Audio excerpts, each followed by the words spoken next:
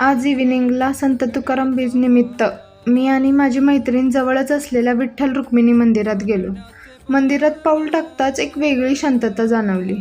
विठ्ठल रुक्मिणींचं सुंदर दर्शन घेतलं आणि बाजूलाच चालू असलेलं कीर्तन ऐकलं. टाळ मृदुंगाचा मंजूळ नाद, नामाचा गजर आणि त्या वातावरणात मन जणू विठ्ठलाच्या नामात रंगून गेलं होतं. तेव्हा तुकाराम महाराजांचा एक अभंग आठवला.